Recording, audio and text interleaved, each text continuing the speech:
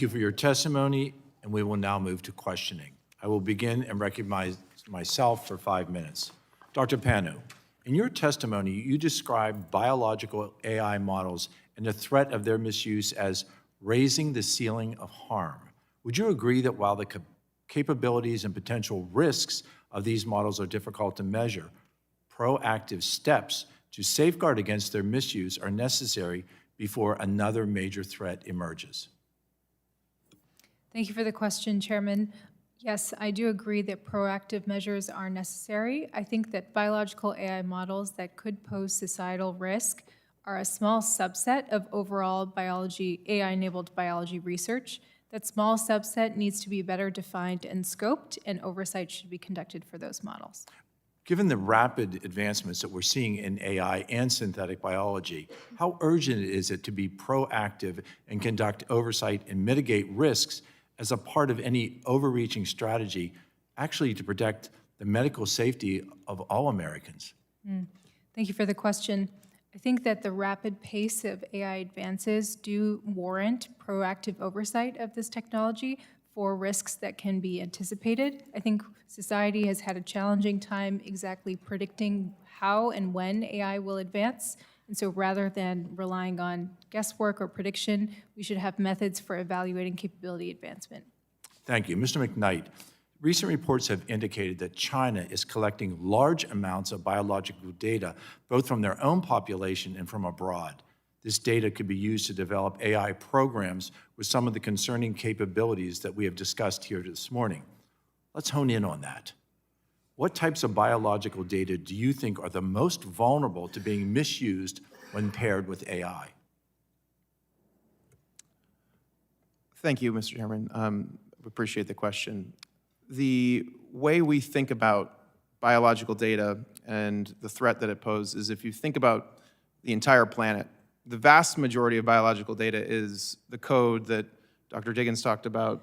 All of the living things on the planet are coded in DNA. Today, to a first-order approximation, we monitor very little of it. If you think about the corollaries with cybersecurity or with any other type of security where we're looking at any adversarial threat constantly, persistently, pervasively, the challenge is when you take that diversity of information and then you combine it with AI tools, the threat frontier of what could be made changes dramatically. And until we are able to defend by using the same AI tools that we use to create new models and flip them around to interpret data coming out of the environment, whether it's natural or man-made, we are going to be essentially blind in detecting this brand new, amazing number of threats that could be invented over the next 1 to 50 years. And I think it's very important we recognize the scale of the challenge that is facing us.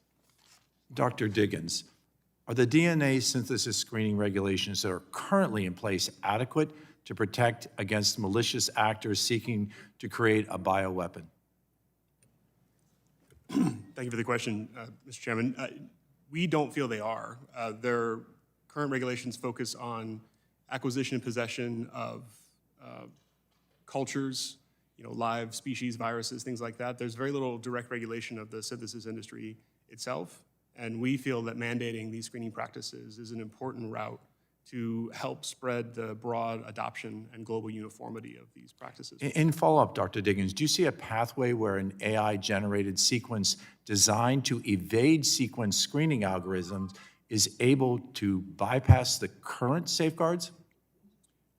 So the work we've done with Microsoft, I think, has shown that the current generation of models is not sufficiently good at doing that. But we certainly see the capability of these models improving, and the next 2 to 3 years, that's not an unlikely scenario. Elaborate on that. Do you see where advances in biologic design models can lead to sequences that can totally evade any attempts at detection? Is that a possibility?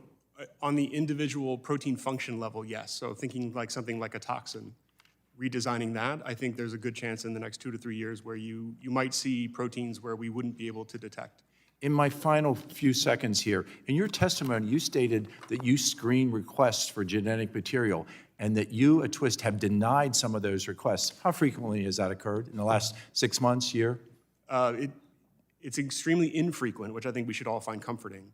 It's happened maybe a dozen times over the 10 years that I've been at Twist. And have you seen that change since you've been at Twist? You said that that's a relatively small number over a 10-year time span. Have you seen in recent years an increased number of requests that you have had to deny? I can't say that we've seen an appreciable increase in that rate, no. I thank you. My time has expired. I yield now to the ranking member